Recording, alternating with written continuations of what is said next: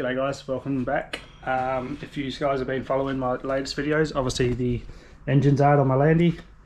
Both engines are there, but not all of my parts are here yet. I'm waiting on a few things to arrive, and I don't want to start the transition of swapping everything over until I've got everything here, because I'm not just swapping over the parts that need to be swapped over, I'm also putting a lot of new parts on this as well. I've currently bought around about $4,000 worth of engine parts and about $1,000 worth of just extra stuff to go in here while the engine's out. But I thought I'd keep you guys entertained a bit and keep some content flowing through the channel. I'll show you guys the turbo cartridge replacement.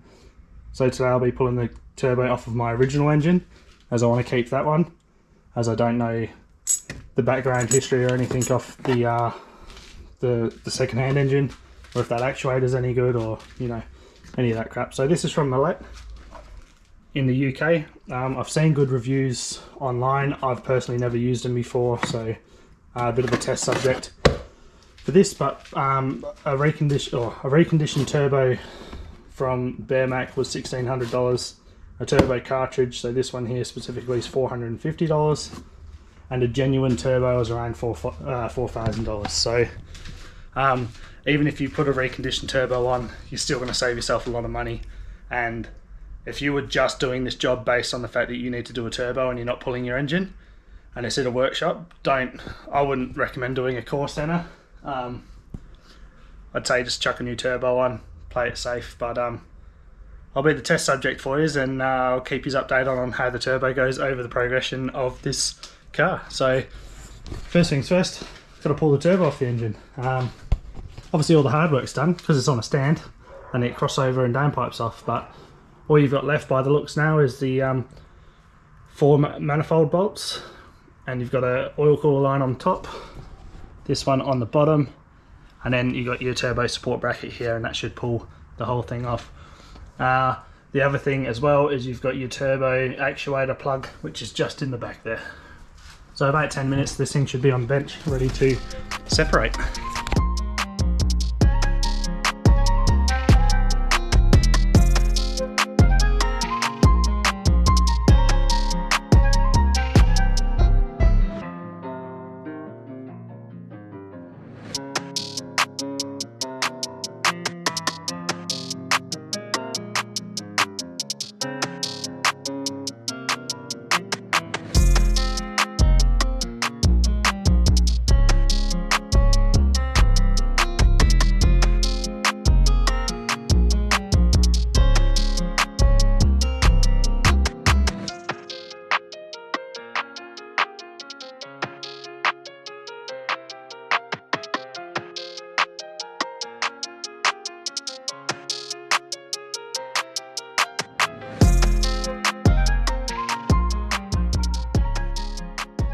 So I've been trying to avoid pulling extra stuff off, so that when I got all my parts here I could just do it all one sitting. But I'll tell you what, there's a video of a dude on YouTube who's pulled this off in his garage, just on the floor, engine still in the car, and my hat goes off to you, mate, because even just here I can see how it would be a prick to do in the car with how tight everything is just on the engine alone. So I mean, personally, I'd say it's probably easier to pull an engine than it is to change a turbo on this. So it's definitely, I understand why shops say body off, because if you look into the amount of time that it would take labour-wise to change this turbo with the body on, it probably equals out to about the exact same as it would for a shop to just pull the body, change the turbo, put the body back on, because it is very tight in there. Just a bit of a heads up for you people if you ever do need a turbo done, that when a shop says body off, I don't blame them for saying it, because the turbo literally sits right here. So you've got upper control arm in the way, the body mount, all the intake piping and all that crap's hard to get to, and this is right there as well, not to mention all the crossover pipe. So you need to unbolt the crossover pipe and all that crap too. So something to bear in mind. And if you are ever pulling your body off or your engine out to do a heap of work, maybe just chuck a turbo on to be safe. Expensive, but probably worth it if you're keeping the car in the long run. It's actually making me second guessing about just putting a cartridge in. I would have probably just done a whole turbo, but that's all right. We'll work with what we got. You guys can see how the just the cartridge replacement goes in the long run, because I flogged the shit out of this car, and she's running on 22 psi boost as well. I think factory's about 18, so if a turbo is going to let go, I'm probably going to say my car is probably going to be the one that does it. So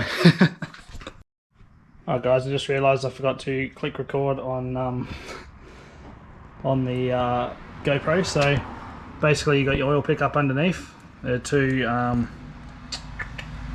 forgot what you call them, hex screw bolts, bloody torque bits, that's the one. Your oil one on top, this dipstick, I can get it out, but if you're doing this in the car, I'd say if you want to make it a little bit easier getting the turbo out, pull your dipstick.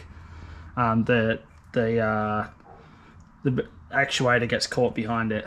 I did pull this bracket off entirely, which is tight, but it can come with the turbo, so I wouldn't bother too much about trying to get this bracket off. It seemed to be most of the drama was actually getting it stuck on this, and it's very close to your engine mount, so yeah, all you got to do with the bracket is these two bolts here, and then there's one more supporting bolt up top. So onto the turbo. Alright, so before you separate your turbo cartridge, you want to just paint pen your marks on your impeller and your turbine into relation as to where it was. This will stop you having any alignment issues when you put it back on the engine. So first off, you just, from the cartridge to the impeller, and I like to do it in two spots, just so that if I accidentally brake clean one off, I've still got a reference somewhere else. So that's all you got to do, just like that. And then I'm going to start with the, I always forget which one, I think this is the turbine, the exhaust side. I'm going to start with the exhaust side first and then go on to the intake side.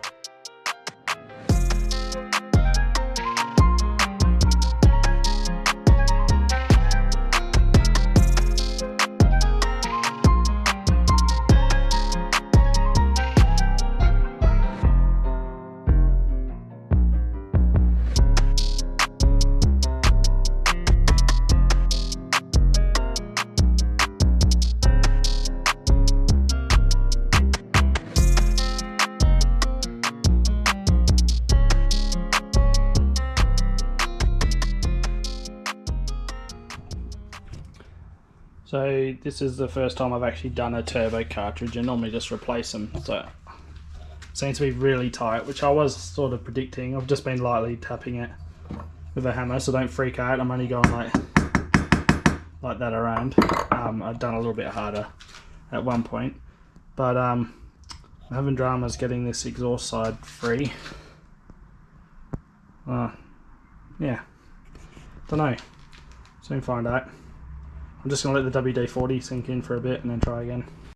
So I just gave this a quick hit with the convincer again to try and get it off. She's still tight as, so I'm going to pull, I think it's the impeller side off. The boost side anyway. I'm going to pull this side off first and see if I've got more room to play with. Whew. Hay fever season, boy. They are a T30 Torx bit, but there's not enough room to actually put a ratchet or anything on, so I'm just using this and a spanner.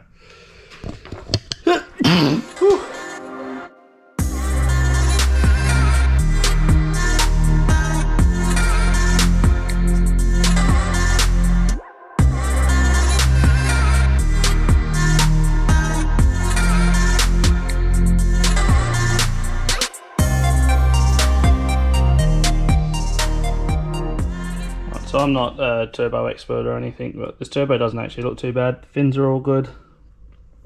Does have a little bit of movement, but from what I've read,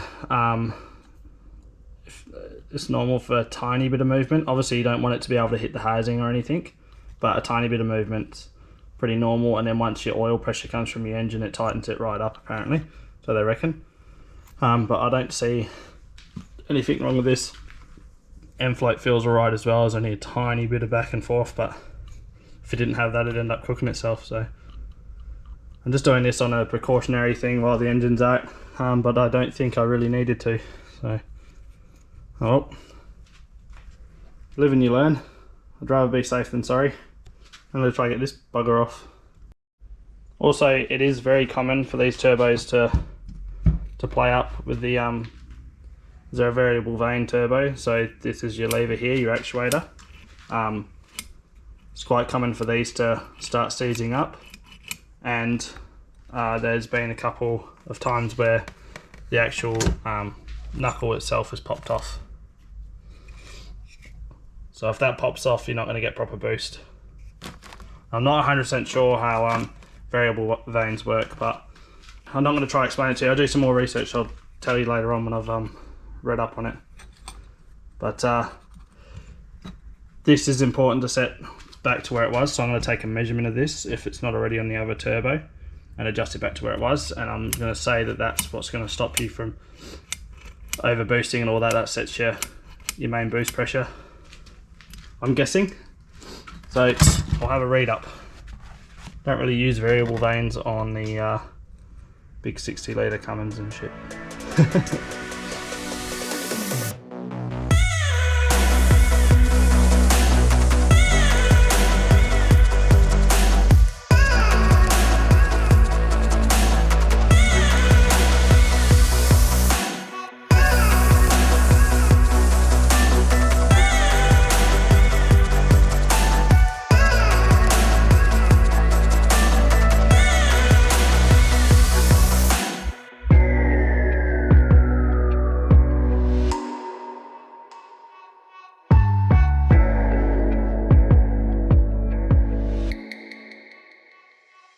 Alrighty guys, so you would have seen my little bolt jacking technique worked really well. So if you're ever having drama trying to separate your turbo, I was actually quite happy with how that turned out.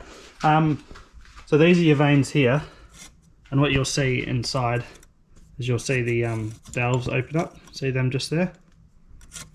So I'm not 100% sure how it works properly. I'll just do a bit of research and I'll come back to you and let you know. But basically this, I always forget which side the exhaust side is, but this side can only go on one way because what you've got is a little locator dowel just here. See them sticking up? And then your vane will only go in this one locator here. So you'll see on this side, this ball here, that's your actuator. And that can literally only go in one way. So if it doesn't go in one way, then you can do some damage, but that's this cutout just here. So the actuator arm goes into this, and the Sterno cartridge lines up with that dowel, and your sweet on the exhaust side. Now on the snail side, it is very important for you to get your markings, because if you don't mark it, then chances are it won't go on properly. Alright guys, so I just had a quick search. I'm not full bore on it yet or anything, but long story short, low engine RPM, your vanes close. Well, not fully closed, but they narrow the entrance into your turbo through the snail, and this is to help with download boost lag. Basically, you get more pressure coming through, which is creating a back pressure in the exhaust side, which then turns the turbo quicker, so it removes download torque. And then as the engine RPM increases, you get more exhaust gases coming through the turbo, so it opens up the vanes. This changes the pressure coming into the turbo so that it doesn't overspool or anything like that, and controls the boost throughout your whole rev range. And then when it gets to the point where you're right up on your RPM, then it pretty much opens it up entirely, and this eliminates the need for a wastegate, because what you're doing essentially is de-energizing the boost in this by changing the way that the air comes in and hits the turbine. I'm not very good at this. I found a good video on how it all works. I'll just tag that in the link below, but that's my interpretation of it anyway.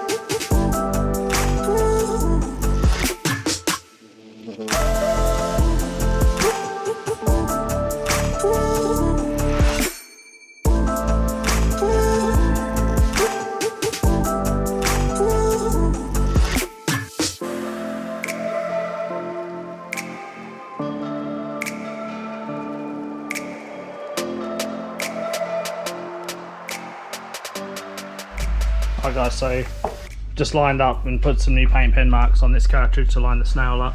And this is the most important part of the job, because if you get this wrong, your intake hoses and stuff aren't going to fit. So I was pretty OCD of mine. I used my verniers as you've seen, so I measured from inside the gap here to this crest, and it was 29.6 mil on this one, and I've got this to 29.59 mil to this crest here, so it lines up with that paint pen mark. So yeah, if you're gonna take your time on any of this, it's going to be obviously lining up the dowel and the vane lever actuator arm, and yeah, and this scenario here, because if you get this wrong, you're in for a world of hurt when you try and put your engine back.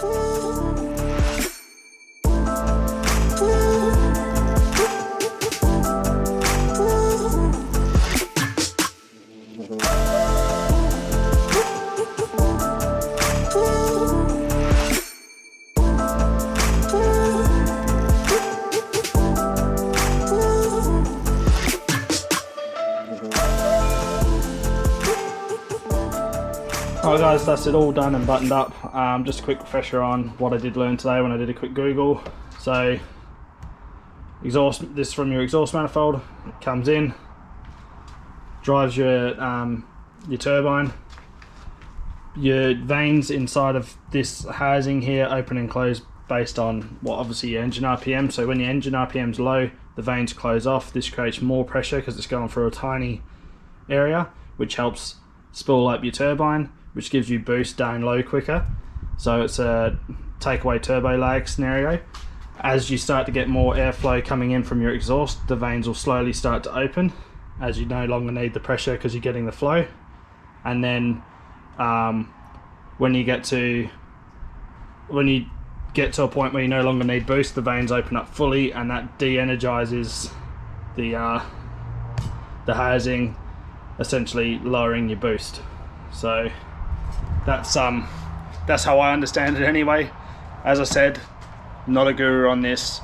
As I know you are pretty keen on the whole engine series that's going to be happening. So with that side of things, I'm not going to be starting anything until I've got all my parts here.